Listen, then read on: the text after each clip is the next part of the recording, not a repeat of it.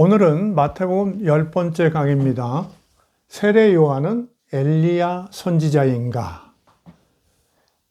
마태복음뿐만 아니라 사실 그렇죠? 누가복음 같은 데도 보이고 엘리야다. 세례 요한은 엘리야다. 이렇게 얘기하고 있죠. 그런데 또 좀 뭐라고 할까요? 요한복음에는 전혀 또 다르게 얘기하죠. 그 세례 요한이 자기는 그리스도도 아니고 엘리야도 아니고 그 선지자도 아니다. 또 이렇게 분명하게 거절을 해요. 그래서 이제 그 세례 요한이 과연 엘리야인가 아닌가 이게 상당히 문제가 되죠. 기본적으로 마가복음도 그렇고 마태, 누가복음은 분명히 그 엘리야는 원래 엘리야 선지자는 그렇죠. 열왕기 하 2장에 보면은 그 제자 엘리사가 따라오는 가운데 막 하늘로 막 회오리 바람에 올라가죠. 승천하죠. 죽지 않고. 사실 성경에 죽지 않고 승천한 사람 두 사람이 있죠. 구약 성경에. 그래서 에녹이라는 사람이 있고 창세기 5장에 나오죠. 그 다음에 이제 그 열왕기하 2장에 나오는 엘리야 선지자. 아주 대단한 선지자죠. 그러니까 결국 그 죽음을 맛보지 않고 회오리 바람에 실려가지고 하늘로 올라갔다 이렇게 전해지는 그런 사람이에요. 그러니까 이스라엘 사람들이 이 두 사람에 대해서 상당히 궁금했겠죠. 그분들 하늘 가서 뭐 했을까? 다른 사람은 다 죽어서 심지어 모세도 그렇고 다윗 왕도 그렇고 그렇죠? 솔로몬 왕도 그렇고 이사야 선지자도 그렇겠죠? 그 음부 땅속에 들어가 죽으면 끝나는 건데 그 두 사람은 하늘로 올라갔단 말이죠. 궁금하죠. 그러니까 그들에 관해서 이야기가 그 뒤에 많이 나와요. 그래서 에녹이라는 사람은 에녹서라는 여러 그 성경, 그러니까 이게 정식 성경에는 안 들어갔는데 의경이라고 그러죠. 그 의경에 해당하는 많은 성경을 이제 하늘에 가서 하늘의 비밀을 알아가지고 장차 이스라엘 인간 사이가 될 일을 알아서 이렇게 막 그것을 써가지고 여러 책을 남겼다. 그래서 책이 지금도 상당히 전해지고 있죠. 전해지고 있어요. 그 다음에 이제 엘리야인데요. 엘리야는 이제 그 말라기 같은데 엘리야 이름이 직접 나와요. 엘리야 선지자가 마지막 날, 여호와의 날, 그 마지막 끝날, 심판의 날, 그날 직전에 하나님께서 그 하늘에 있는, 그렇죠. 살아있다고 보야겠죠. 그 엘리야를 보낼 것이다. 이런 구절이 있죠. 그래서 이제 참 많은 이야기가 나올 만한 그런 사람이죠. 그런데 우리가 이제 익히 잘 아는 대로 이제 공관복음서에 다 나오는 얘기, 그 변화산에서 모세와 엘리야가 예수님과 만나서 이야기하고 그런 장면에 또 그 엘리야가 있죠. 자, 세례 요한이 과연 엘리야인가 아닌가? 제가 과거에 세례 요한과 예수와 세례 요한은 이미 옛날에 초기에 2020년도에 이제 이미 강의를 한 바가 있기 때문에 그걸 보시면 또 좀 참고가 되고 그때 혹시 조금 부족한 면이 있을지도 모르겠는데 오늘 또 보시면 좀 더 도움이 되실 거예요. 근데 오늘은 이제 아무래도 마태복음이라는 그 한 복음서를 중심으로 하는 거지만은 그래도 다른 복음서와 이렇게 참고해서 하지 않을 수 없기 때문에 오늘 이 시간에 이 강의를 하게 된 겁니다. 자, 우리가 우선 예수는 세례 요한에게 세례를 받았다. 이건 거의 사실일 것이다. 많은 사람들이 인정하는 편이죠. 왜 그러냐면은 왜 이렇게 마가복음부터 시작해가지고 마태복음, 누가복음, 요한복음까지 심지어는 이제 그 사도행전 같은 데도 그런 게 좀 비치죠. 그 세례 요한이라는 존재는 아주 끈질기게 그 복음서에 나와요. 예수님하고 관계를 맺어요. 심지어 이제 세례 요한이 세례도 줬지만은 어떻게 죽었는지 그런 얘기까지 나오죠. 그리고 이제 예수님한테 제자들을 보내서 당신이 누구십니까? 진짜 우리가 기다리던 그분입니까? 아니면 또 기다려야 합니까? 이러고 물었다는 그런 이야기가 또 이제 마태복음이나 누가복음에 전해지죠. 이런 걸 보면은 어쨌든 예수님이 정말 하나님의 아들인 예수님이, 그렇죠? 이제 그리스도교에서는 하나님의 아들이라고 생각하니까요. 하나님의 아들인 예수님이 인간 누구에게 세례를 받았다는 게 아주 유쾌한 일은 아니죠. 그렇죠? 그거 뭐 문제입니까? 이렇게 대담하신 분들도 있겠지만 유쾌한 일은 아니라고 봐요. 왜 그러냐면 복음서에도 그걸 조금 손을 대거든요. 그 사람에게 세례를 받았다 이렇게 될 때 두고두고 예수가 하나님의 아들이라고 할 때 하나님의 아들이 인간의 손에 의해서 세례를 받았다는 것이 아주 얘기거리가 되는 거죠. 그게 신경이 많이 쓰이는 이야기예요. 그러니까 각 복음서가 나름대로 그걸 아주 윤색을 아주 조심스럽게 합니다. 아주 조심스럽게 해요. 이따 보면 아시죠? 자, 그래서 그 참 빼버리고도 싶은 이야기, 예수님이 세례요한한테 세례를 받았다는 빼고 싶은 이야기인데도 그게 워낙 확실한 사실이고 거기에 관해서 유대인들이 증인들이 너무 많기 때문에 감히 그걸 손을 못 댄 것 같아요. 그래서 그걸 각 복음서마다 꼭 넣고 그걸 잘 처리하느라고 윤색하느라고 저자들이 상당히 수고를 했다는 거 우리가 그것도 아는 재미가 있어요. 그러면 이제 그 복음서에서는 결국 세례 요한을 누구로 다루냐? 그 하나님의 아들인 예수 그리스도 앞에 와서 먼저 외치는 자, 예수 앞에 와서 외치는 자, 예수의 길을 평탄케 하는 자. 물론 이제 구약 성경에 그 구절들을 인용하죠. 근거 구절들을 이사야서 40장 3절이랄지 그 다음에 여기 말라기 3장 1절 이런 것들을 이용해서 그 인용해가지고 이렇게 어떤 사람을 예수님의 길, 하나님의 길을 마련하기 위해서 가서 길을 평탄케 하라고 외치는 자가 있다고 분명히 얘기했는데 그 사람이 세례 요한이다. 이렇게 한 거죠. 세례 요한은 이제 예수님보다 이제 공교롭게도 나이도 몇 살 일 거고 조금 앞세대 사람이니까 참 그 앞에 와서 외치는 자라는 그게 잘 어울리죠. 그래서 우리가 이제 복음서 볼 때마다 세례 요한이 먼저 회개하라 천국이 가까웠다 이렇게 외치면 이제 세례 요한이 잡혀서 옥에 들어가니까 예수님이 뒤따라서 회개하라 천국이 가까이 왔다 이걸 외쳤다고 그렇게 얘기하죠. 어쨌든 세례 요한은 예수의 앞에 와서 외치는 자, 길을 평탄케 하는 자.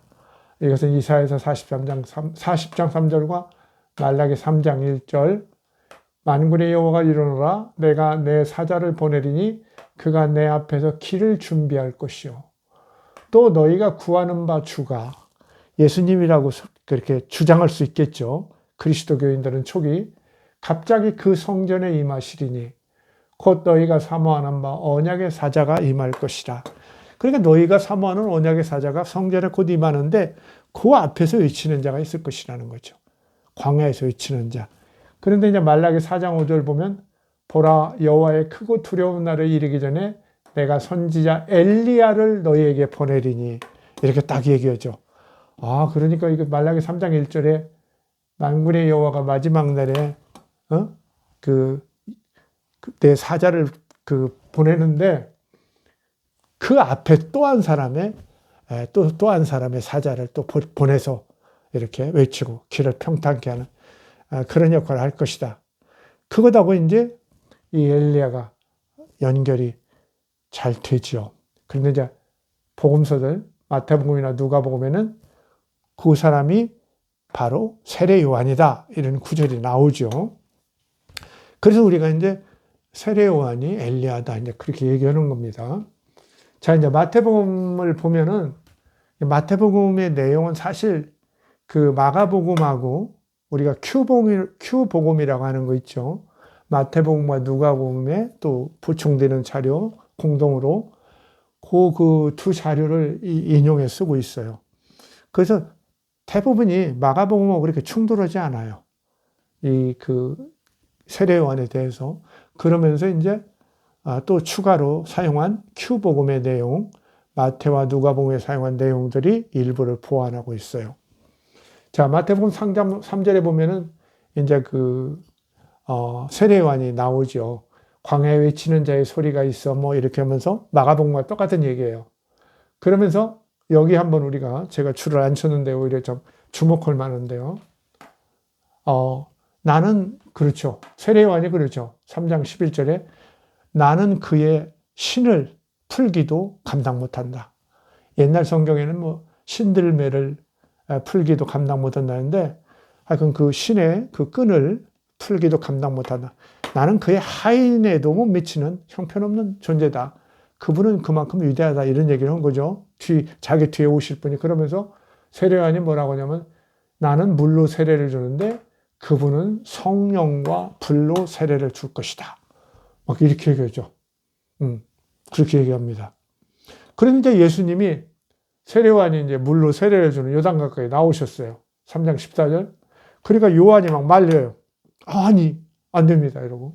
내가 당신에게 세례를 받아야 할 터인데 어떻게 당신이 내게 세례를 받습니까? 그러니까 예수님 뭐라고 하냐면, 우리가 이와 같이 하여 모든 의를 이루는 것이 합당하니라.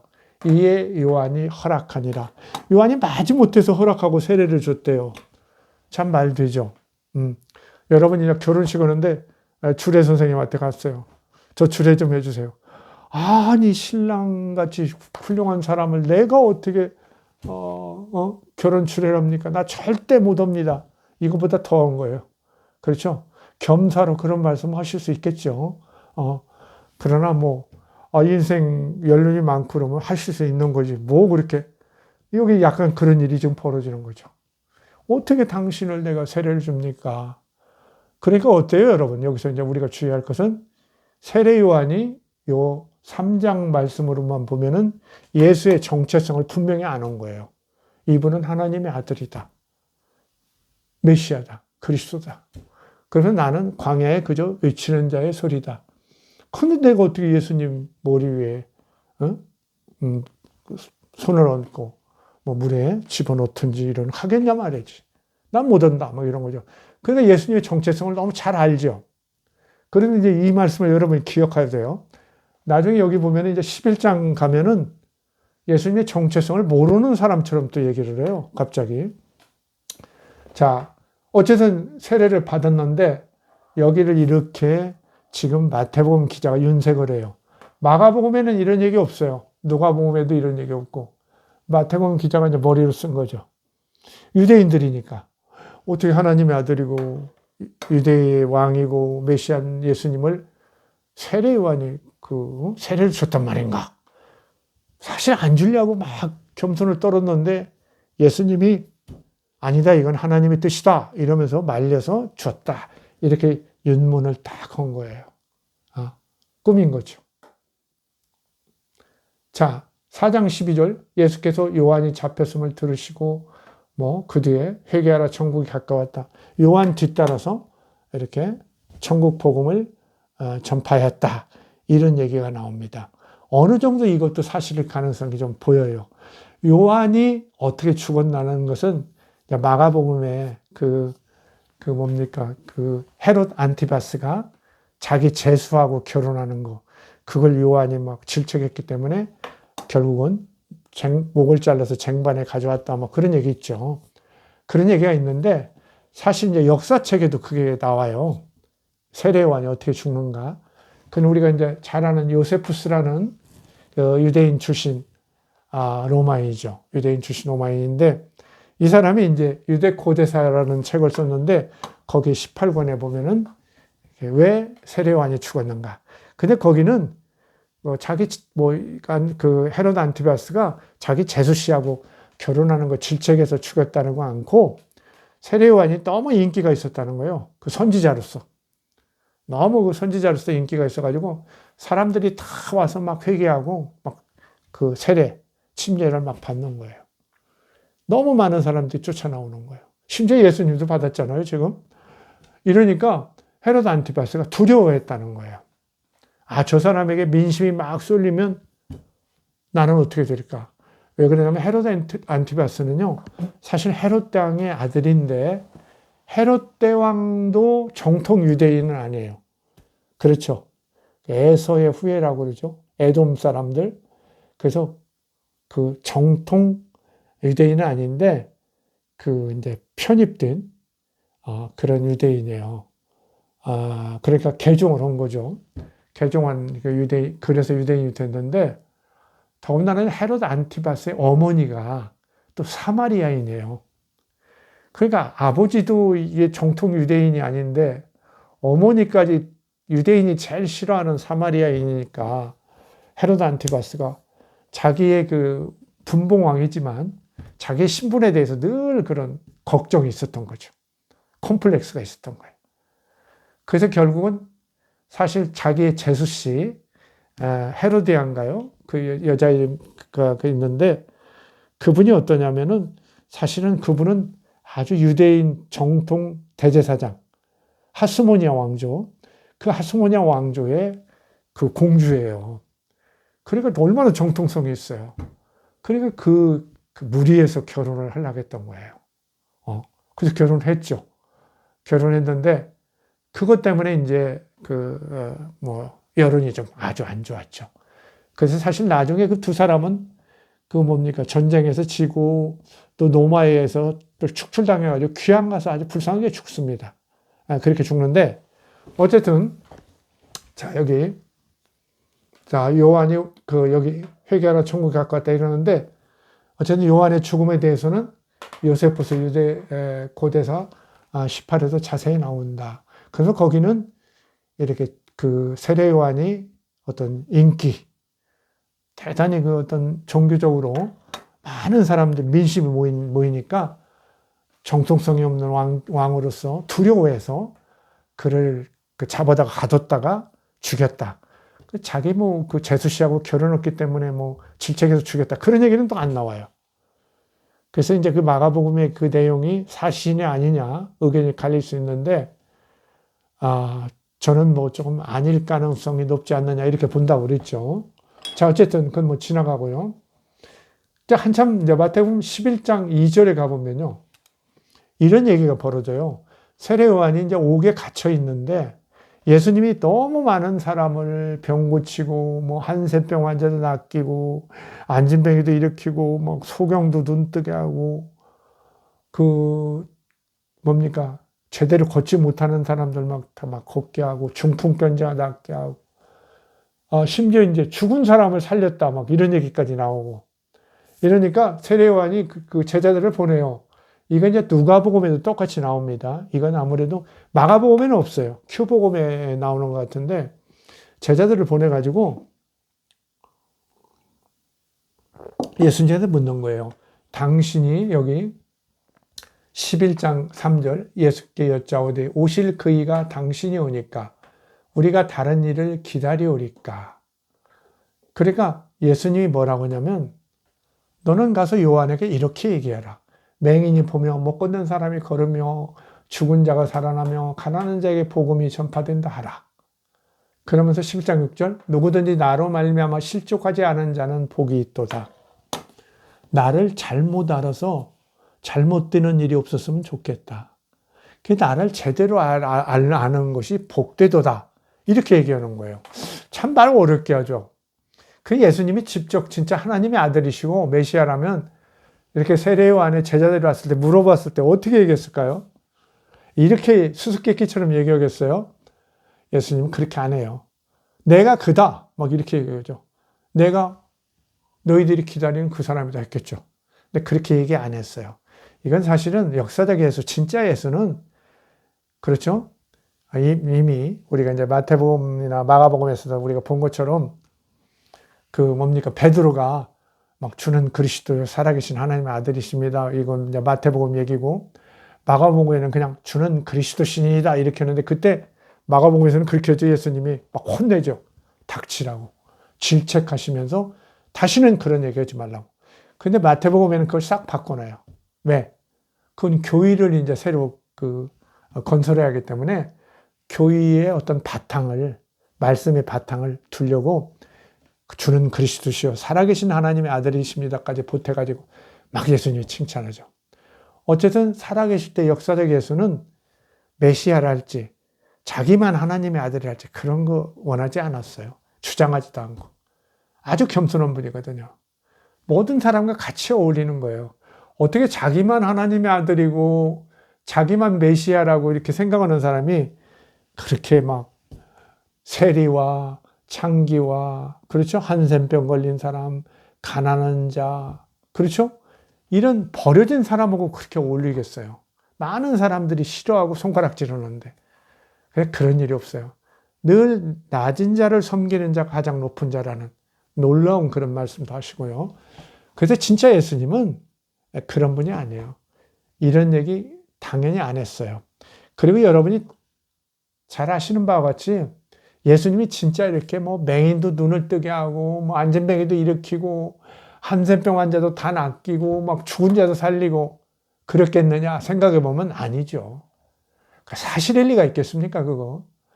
이제 하나님의 아들이라고 복음서 기자들이 믿고 신자들이 다 믿는 상태에서 그리스도라고 믿는 상태에서 이렇게 구약 성경이 얘기하고 이런 것들에서 나오는 그런 어떤 메시아, 장차 오시리, 하나님의 아들, 고난받는 종, 이런 사람들이 할 수 있는 그 놀라운 능력을 예수님께서 했을 것이라는 그런 어떤 그 생각하에서 이렇게 쓴 거예요. 그래서 예수님이 진짜 이렇게는 안 했을 거예요. 당연히. 그러나 이제 이 마태복음 이 내용만으로 보면은 그러니까 나를 잘못 알면 안 된다. 내가 이렇게 지금 하나님의 성령의 능력에 힘입어서 이런 역할을 하는데 내가 누군지 모르겠니? 막 이런 얘기를 하는 것으로 이렇게 나와 있는 거예요. 아시겠죠? 그래서 세례요한이 차고 없도록. 그러니까 나는 이렇게 병든 자, 가난한 자, 고통 속에 있는 자를 그 질고를 대신 지고 그 병고를 낫게 하고 구원하는 자. 나는 치료자고 구원자로서의 너희들이 생각하지 못한 고난받는 종의 그런 메시아다. 이런 얘기를 한 거죠. 그래서 이제 제가 지난번에 한번 강의를 했죠. 그 이제 교사이며 그 치료자다. 예수님은 마태복음에서 말하는 예수의 정체성을 얘기하면서 그랬죠. 마태복음 8장 17절에 그게 나와요.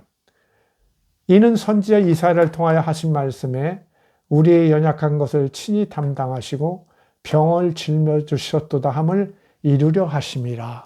예수님이 이렇게 병을 다 고치고 이러는 것은 이렇게 이사야에서 53장 4절에 얘기하는 우리의 연약한 것과 병고를 대신 지신다는, 감당한다는 그런 말씀이시다. 그런 사역을 하신 것이다. 그런 메시아시다. 우리가 모르는 그 영광의 메시아, 세계 제국의 제왕, 떵떵거리고 위에서 누르는 그런 왕이 아니라 밑에서 섬기고 모든 연약한 자, 가난한 자, 병고에 시달리는 자를 그를 대신하면서 질고를 지는 그런 새로운 정말 진전된 그야말로 정말 진전된 발전된 그런 메시아다. 이런 얘기를 이렇게 하는 거죠. 그러면서 내가 그런 새로운 메시아니까 제대로 알도록 하시오. 이렇게 가르쳐준 포교예요, 지금. 아시겠죠? 세례요한은 마땅히 이제 구시대적 전통에 서 있으니까 예수님이 유대를 다스릴 왕이 아닐까.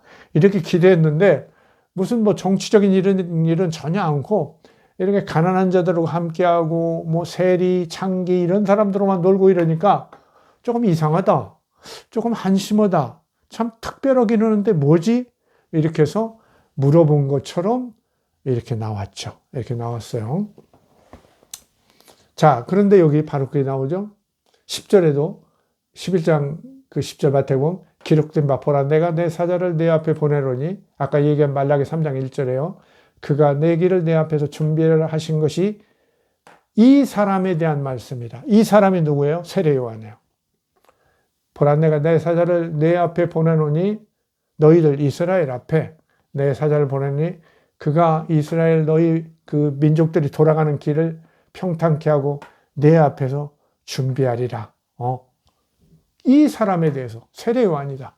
세례요한이 그런 사람이다. 너희들을 해방시키고 하나님 나라가 되게 하는데 그 길을 막 닫고 외치는 자다. 야, 비켜라, 비키시오, 비키시오. 막, 하나님께서 오십니다. 막, 그렇죠? 하나님의 언약의 사자가 오십니다. 다 비키시오. 막 이렇게 외치는 자라는 거예요. 이거 말라기 3장 1절. 만군의 여호와 이르노라 내가 내 사자를 보내니 그가 내 앞에서 길을 준비할 것이다. 하나님 앞에서 보면은 하나님 앞에서 길을 준비하고 그렇죠? 여기에 보면은 기록된 바 이것은 이스라엘 민족을 향해서 이스라엘 민족 앞에 보내줘서 말하는 그래 마지막 때가 왔다는 거죠. 그러니까 이 사람이 와서 뭔 얘기예요? 회개하라. 천국이 가까웠다. 이렇게 얘기하는 거죠. 하나님 나라가 가까웠어. 그 이사야서 이렇게 그다음에 말라기 이런 구절에 얘기한 것들을 지금 이루는 거예요. 그렇죠? 여기 보면은 이게 이사야서 40장 3절에도 나오죠. 그 길을 평탄케 하고 외치는 자 하고 말라기 3장 1절하고 4장 5절 이렇게를 여기 지금 말씀하시는 거예요. 이 사람에 대한 말씀이라. 세례요한. 여자가 낳은 자 중에 세례요한보다 큰 이가 일어남이 없느니라. 이 세례요한을 이렇게 높이 평가했어요. 예수님도 실제 당신의 선생이기도 하고 일시적이지만 높이 평가했던 것 같고요. 좋은 평가를 하고 제자들도 그걸 벗어날 수 없죠. 왜? 예수님에게 세례를 준 사람인데 어떻게 벗어나요? 못 벗어나죠. 아주 좋게 평가할 수밖에 없죠.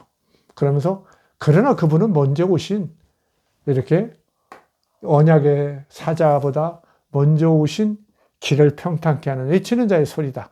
이걸 계속 주장하는 거죠. 주장하는 겁니다. 그 요한을 추종하는 세력들이 상당히 있었어요. 나중에도 상당히 후세까지도 세례요한을 추종하는 그런 세례요한을 메시아라고 생각하는 그런 종교가 그 중동 지역에 일부 남아 있었거든요. 남아 있었던 걸 보면은 상당히 어떤 경쟁성이 조금 있었던 거예요. 그러니까 이제 초기 그리스도인들이 굉장히 이걸 신경 쓰면서 복음서마다 이런 얘기를 하는 거죠. 그 다음에 이제 마르코스 마태복음 14장 1절에서 12절에는 이제 마가복음처럼 세례요한이 그렇게 헤롯 안티바스와 그 아내에 의해서 목이 잘리는 죽음 과정, 그 사연을 쭉 얘기하고요. 똑같이. 그 다음에 21장 25절도 이제 마가복음에 나오는 얘기죠. 이제 성전에 가가지고 막 예수님이 그렇죠. 환전상 이런 거 다 들러엎고 그러니까 대제사장 장로들이 이제 화가 나죠. 당신이 그런 권세를 어디서 받았어? 막 이렇게 막 물어보죠. 그러니까 예수님이 그러죠. 그럼 내가 하나 물어보겠다. 당신들이 대답하면 나도 대답하겠다. 이러니까 그러면서 요한의 세례가 어디로부터 왔느냐? 하늘로부터 왔느냐? 사람으로부터 왔습니까? 이렇게 물어봐요. 그러니까 대제사장과 장로들이 곤란하죠. 그렇죠? 하늘로부터 왔다 하면 너희들은 왜 세례 요한을 그렇게 박대하고 결국 죽이고 세례도 안 받고 이러냐 이렇게 할 거고 사람으로부터 왔다면 어때요? 많은 사람들이 세례 요한을 이렇게 추종하니까 곤란하잖아요. 그러니까 이제 그 장로들과 대제사장이나 이런 사람들이 그러죠. 대답하지 않겠다. 이러니까 예수님도 나도 대답하지 않겠다 그래요. 근데 사실 이 질문 자체가 예수님이 세례 요한으로부터 그 세례를 받음으로부터 하나님의 성령을 받아서 그 어떤 성령의 권능을 행사하게 됐다는 그걸 포함하고 있죠, 사실은. 그렇죠? 이 질문 자체가 포함되어 있어요. 그래서 그 세례 요한을 높이 평가하고 사실은 이것은 거의 예수님의 말일 가능성이 있는 거죠. 본인이 세례도 안 받았는데 세례 요한 때문에 그렇게 각 복음서마다 이렇게 힘들어하고 그럴 리도 없고 그렇죠? 제자들까지 제자들도 다 들었을 거 아니에요. 다 들었고 그러면서 이제 예수님이 이제 그 세례 요한의 그 세례를 받을 때 어때요? 하늘로부터 이제 성령이 이제 비둘기처럼 내려오고 하늘에서 너는 내 아들이다. 내가 너를 기뻐한다. 막 이런 소리를 들었다는 거죠.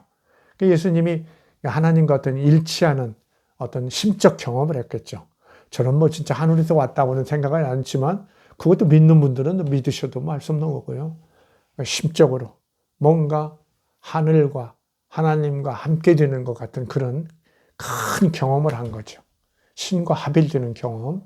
그러면서 이제 천국이 가까웠다고 외칠 수 있는 그런 이제 배경이 된 거 아닙니까?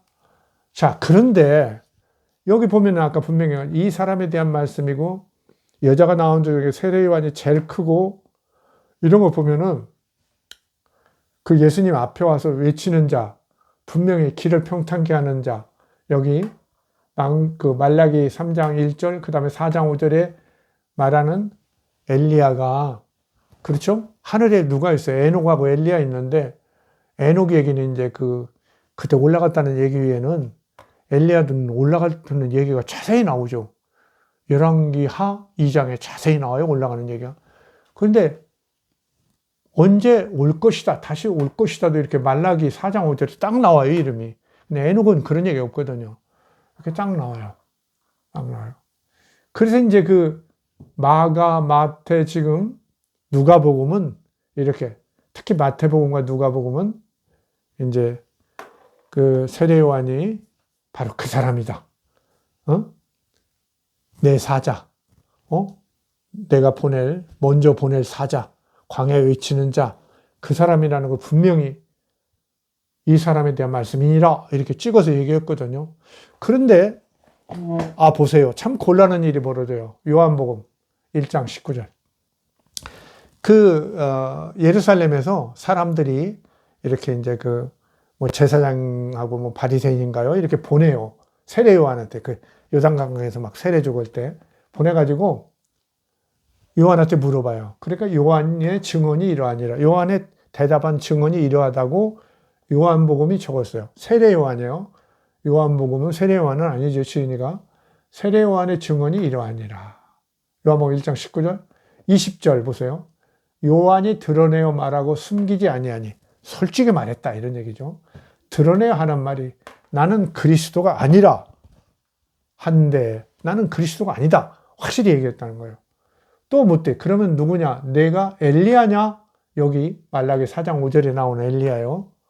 하나님이 마지막 두려운 날에 직전에 보낸다고 한 그 엘리야냐? 이렇게 물어본 거죠. 이르되 나는 아니라. 이렇게 뜻밖의 얘기하네요. 또 묻대. 내가 그 선지자냐? 대답하되 아니라. 이렇게 얘기해요. 그러면서 23절. 나는 이사야의 말과 같이, 아까 얘기했죠? 이사야 40장 3절.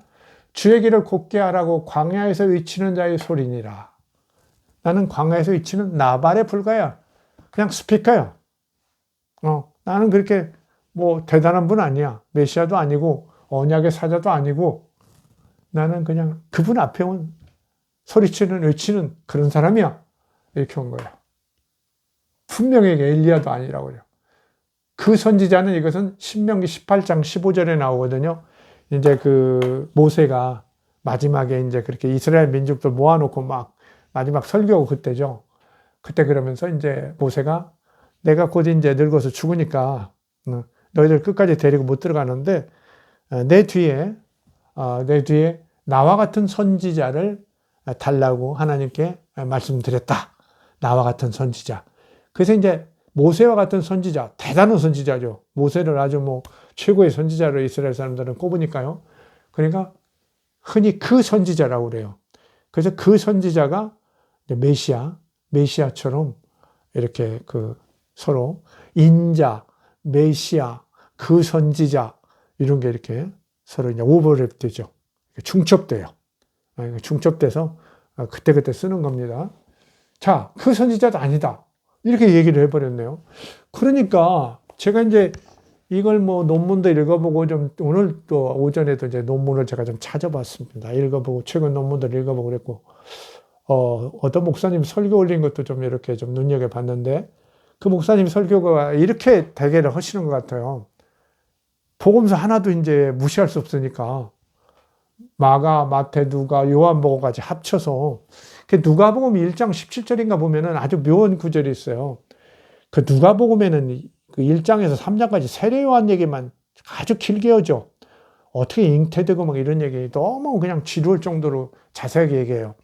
그만큼 이제 누가는 이제 예수의 탄생이 이렇게 그 앞에 있는 세례 요한부터 철저히 예정되고 준비됐다는 걸 얘기하려고 그렇게 길게 써놓은 건데 거기에 1장 17절인가 보면 그렇죠.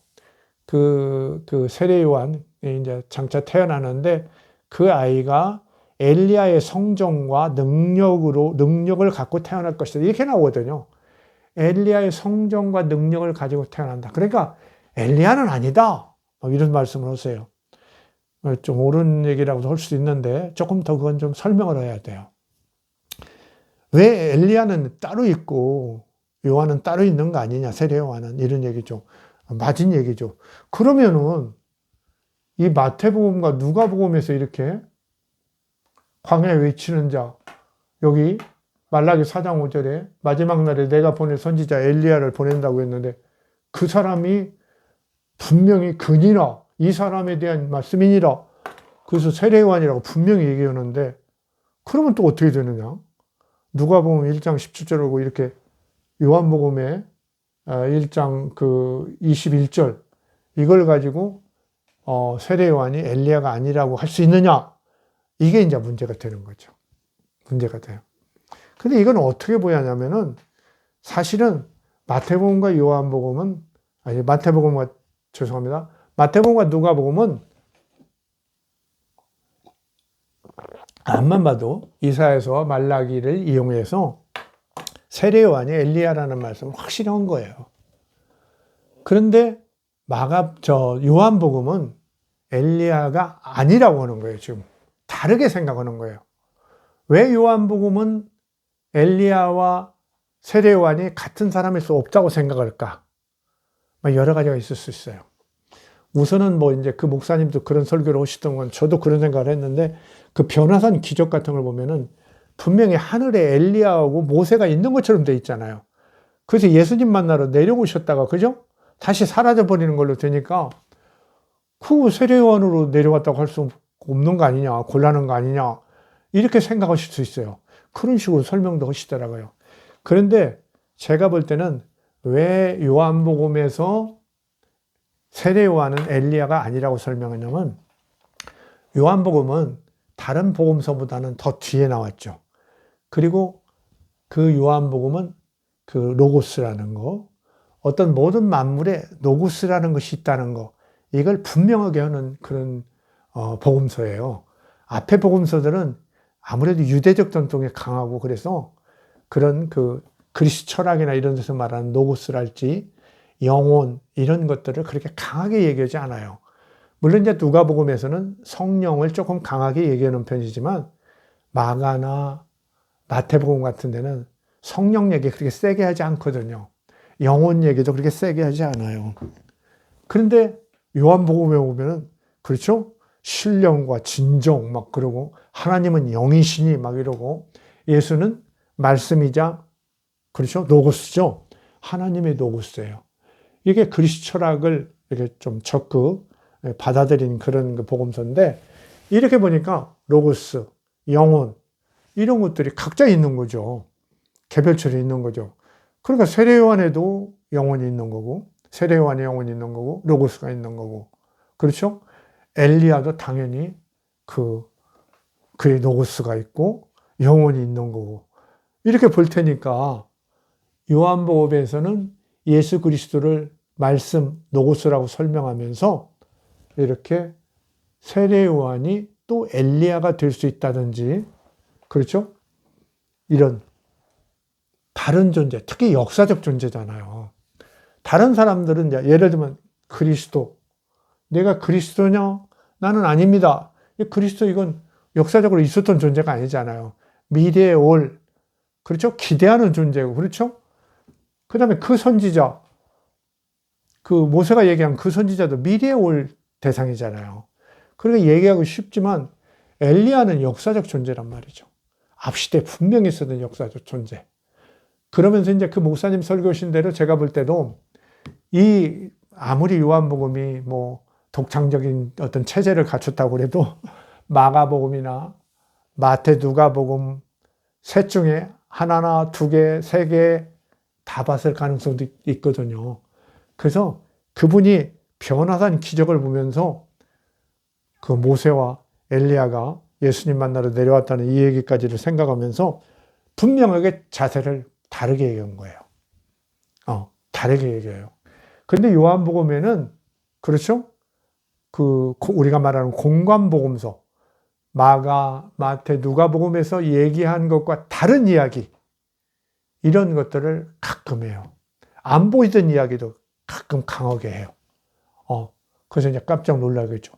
예를 들면 예수님이 말씀으로 하나님과 태초부터 함께 계셨다. 이런 얘기는 다른 복음서에 없잖아요. 전혀 없잖아요. 그래서 이렇게 아주 노고스, 그리스도론 막 이런 걸 얘기하고 그러죠. 그 다음에 그런 얘기 한두 가지가 아니죠. 뭐 그 도마 같은 사람을 갑자기 내세워가지고, 당신은 나의 주님이시오 하나님이십니다 하는 이런 대단한 고백을 하게 하고, 그렇죠? 그 다음에 무슨 뭐 이름도 모르는, 그렇죠? 주께서 사랑하시는 제자, 뭐 이런 사람이 나와가지고 뭐 여러 가지 일을 하게 한다든지. 그래서 전혀 다른 그런 타입의 그 체계에 책을 만들어냈거든요. 그래서 이렇게 요한복음에서 이렇게 내가 엘리야가 아니다 그래가지고 마태나 누가복음까지 엘리야가 아니라고 본 것은 아니라는 사실. 저는 그래서 공감복음과 요한복음의 그 자세는 그렇게 노고스론이라 할지 영혼 자체와 육체가 분리되어 있다고 보는 요한복음 저자의 그런 태도, 기본 인식 이런 것들이 앞 공감복음서의 기자들과는 차이가 있어요. 물론 그분들도 영혼이나 이런 걸 가끔 쓰고 그러지만은 이렇게 요한복음처럼 뭐 영과 진리로 예배를 드려라, 뭐 성전, 그리심산 그런 데서 예배 드릴 거 없다 막 이러고 하나님은 영이시니 막 이렇게 나오고 그렇죠? 이런 것은 앞복음서에는 볼 수 없었던 일이에요. 그래서 우리가 이 요한복음에 내가 엘리야가 너가 엘리야냐 이렇게 물었을 때 아니라고 한 거 사실을 이렇게 억지로 연결해서 하지 않는 게 저는 옳다는 그런 말씀을 드립니다. 자, 세례요한 뭐 여러 수수께끼 같은 얘기가 많이 있지만 뭐 저 정도에 이해하면은 제가 과거에 예수와 세례요한 강의를 한 것도 있으니까 그걸 보면서 참고하시면 큰 뭐 무리는 없으리라고 봅니다. 감사합니다.